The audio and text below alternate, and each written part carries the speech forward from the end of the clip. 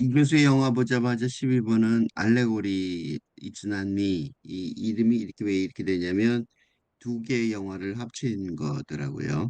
어반 알레고리라는 제목이고 하나는 It's Not Me. 그 영어 그냥 썼어요. 한국말로 번역하기가 좀 그랬나 봐요. 레오 카락스 감독의 작품입니다. 단편 영화 한 편과 중편 영화 한 편이 이어지는데 두 영화의 디제시스의 연결이 순조롭게 진행이 돼요. 그 하나처럼 보이는 거죠. 단편 영화 알레고리는 플라톤의 동굴의 우상을 이, 이 발레 작품 동굴로 연출하려는 감독이 그 감독이 아빠 생일 선물인 만화경 칼리오도스코프죠.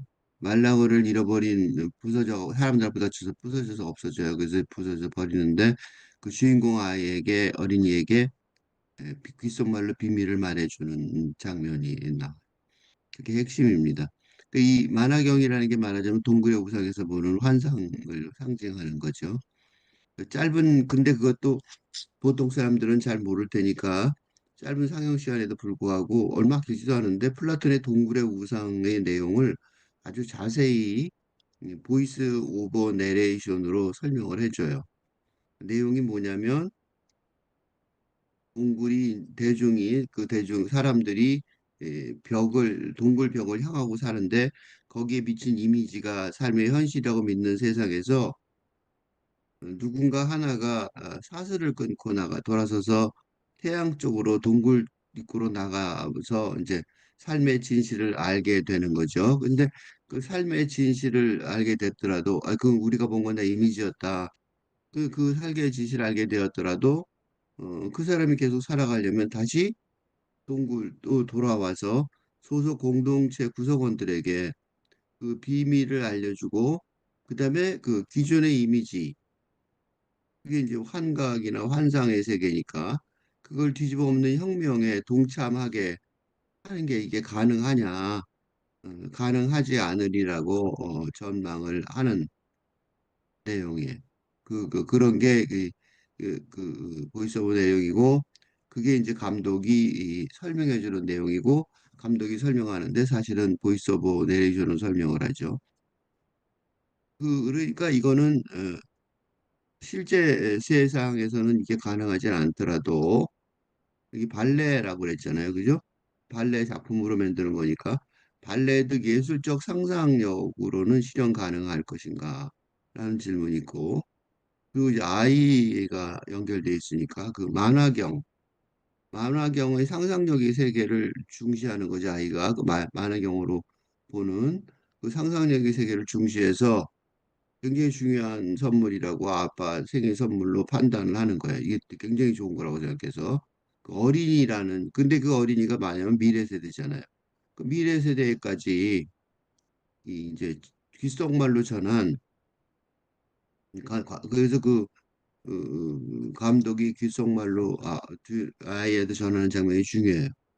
그건 뭐냐면 동굴의 우상의 비밀의 폭로와 혁명.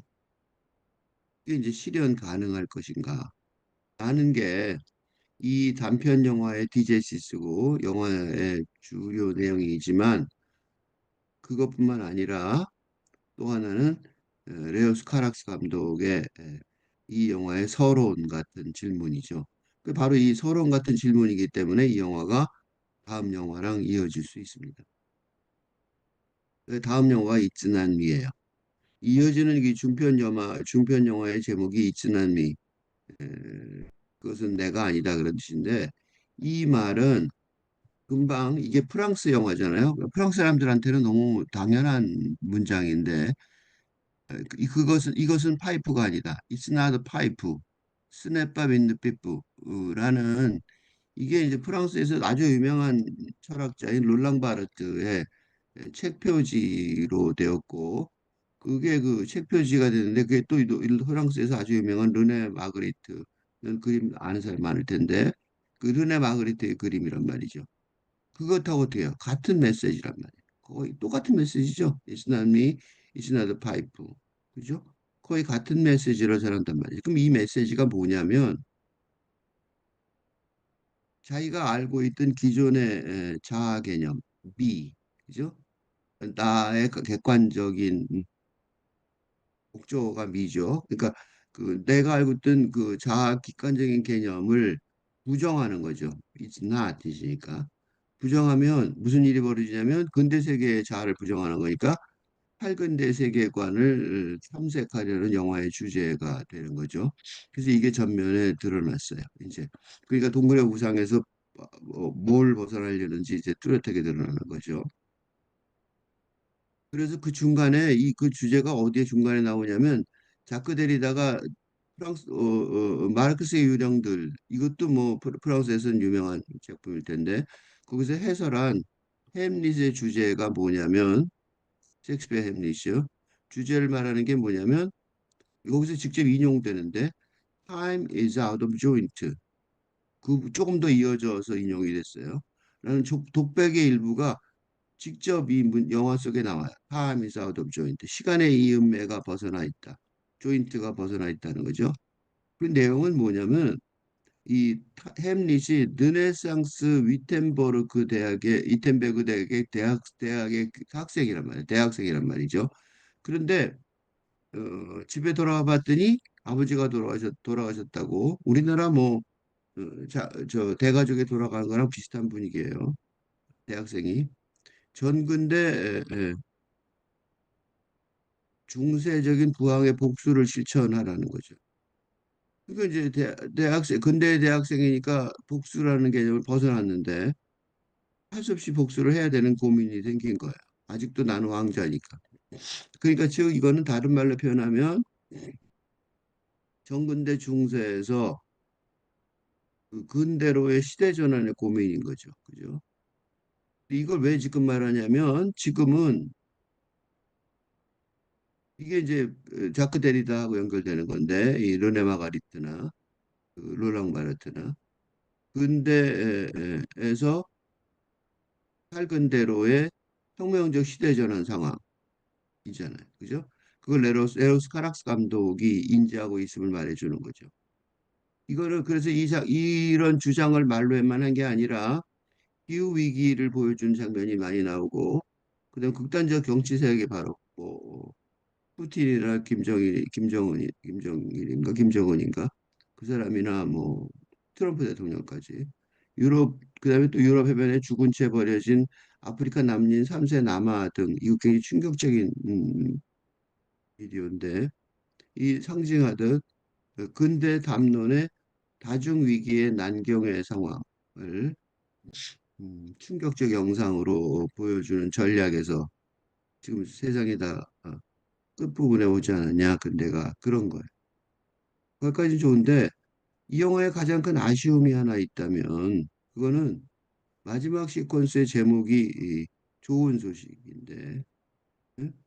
좋은 소식 굿 뉴스 또 누벨 누보벨인가 그렇게 나왔는데 곧또 굿뉴스예요 영어로 말하면 무엇인가 설득력 있는 전개가 없다는 거예요 굿뉴스라고 말을 했는데 거기가 너무 빨리 끝나요 이 단어가 예수가 말한 그러니까 신약 성경이죠 그게 또 굿뉴스란 말이죠 신약 성경을 말하는 거예요 그러니까 새로운 세상에 어떤 지침 영적 지침을 요구하는데 근데 이게 레옥스 카락스 감독이 희망하듯 반대편을 찾는 이분법적 논리로 찾아보려고 노력을 해요. 뭘 찾으려고 노력하냐면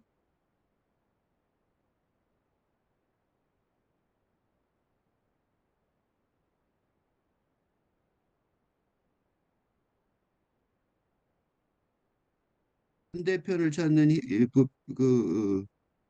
근대의 논리로 뭘 찾으려고 그러냐면 여기서 이 사람이 신의 시선을 회복하자 그거죠. 이게 목표인데 그러니까 이 신의 시선을 회복하는 그래서 군뉴스가 신합성경과 연결이 되는데 즉 다시 말해서 인류의 미래의 길을 차지하라는 거죠. 근데 이게 근거가 아니니까 지금 우리가 찾으려는 게 그 이분법적 논리, 그 근대 이분법적 논리로는 못 찾겠죠. 팔근대적인 세상의 길이니까.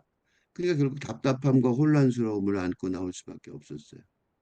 그러니까 결론은 없는 거죠. 남은 희망이라면, 근데 이게 고마운 게 레오 스카락스 감독한테 고마운 게 레오 스카락스 감독 같은 서구 영화의 최고의 수준이 진심으로 고백하듯 서구 지성에는 미래의 대책이 없다는 현실을 말하는 거죠. 이거는 거꾸로 말하면. 그럼 어떻게 되느냐? 이 동양 영성 사상의 서구 서양의 예술은 다시 안 올 테니 다시 올 것 같지 않으니까 현실에서 동양 여성 정성 사상의 바탕을 두고 이게 예술일지 모르죠. 부활의 예술일지. 서양 영성 사상의 회통의 길을 통해서 누가 해야 되냐면 우리는 이제 한국에서 영화를 보니까 한국의 청년층을 비롯한 지식인 사회가 근데 이분법적 담론을 포함하지만 초월하는 응? 이거 반대편만 찾아도 될 일이 아닌 거죠. 할근대 담론을 구축해야 한다는 시적 사명을 자임하는 것인지도 모르겠어요. 그러니까 그런 생각, 각오를 하게 만든다는 점에서는 좋은 영화죠. 그래서 별을 한 개 줬습니다.